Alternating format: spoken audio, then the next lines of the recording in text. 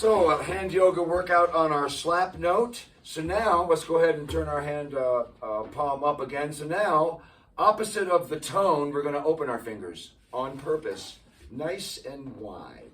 Give your hands a nice stretch. We never give our hands just their own stretch.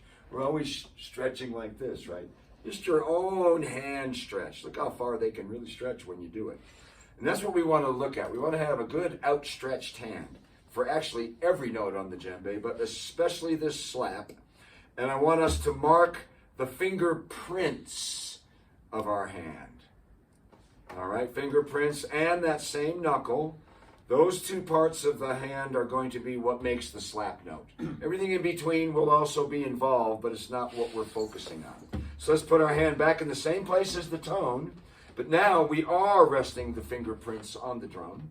And when I say the number 1, we're going to press down on the fingerprints without bending the fingers. The fingers remain flat the entire time. So do the knuckles.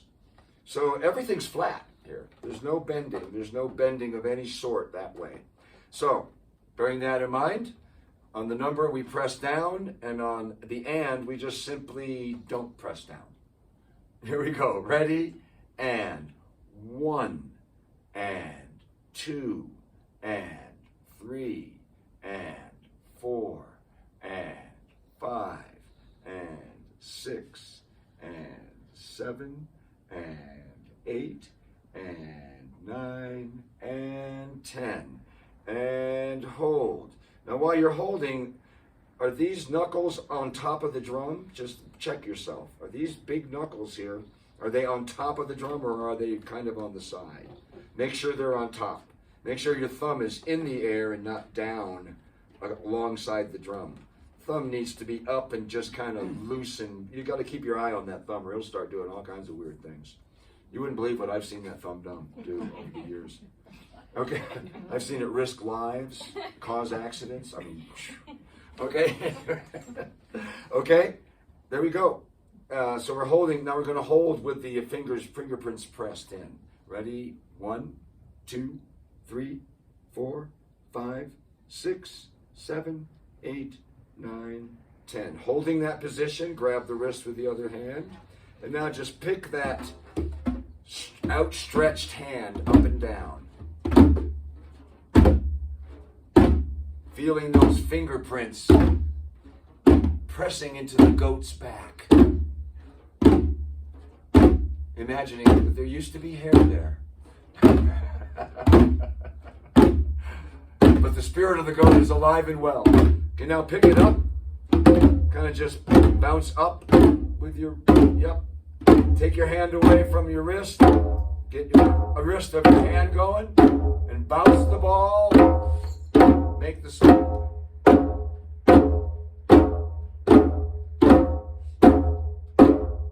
Make sure your fingerprints are digging into that drum a little bit. Not your tips, your prints. The pad.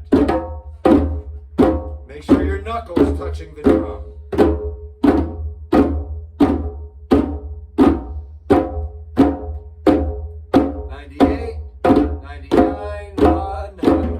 Okay, and then now the other hand. Okay, stretching out, pressing down with those fingerprints, making sure the knuckle is making contact as well. That knuckle right there is still on the drum. It's still part of the note. It's not off in the air. It's very much a part of the drum, very much a part of the note. Very important that that knuckle is on top of the drum. And then the fingerprints, like even a little bit more. See how that knuckle is a little bit off in the air? You want it right on top of that drum, right on the goat, on the flat edge. Yeah. And then fingerprints pressing in, knuckle pressing down. Here we go. Ready? And 1, and 2, and 3, and 4, and 5, and 6, and 7, and 8, and 9, and 10.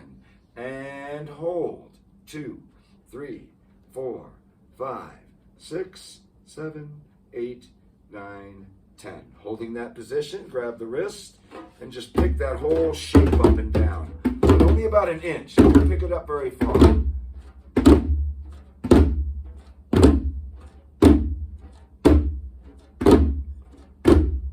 And then just kind of start bouncing up a little bit, holding that same shape. And now let go of the wrist with your hand and let that wrist do the work.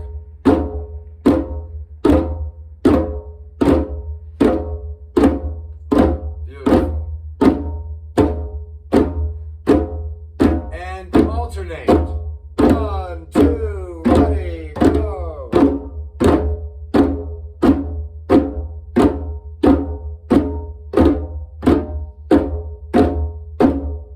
And reverse.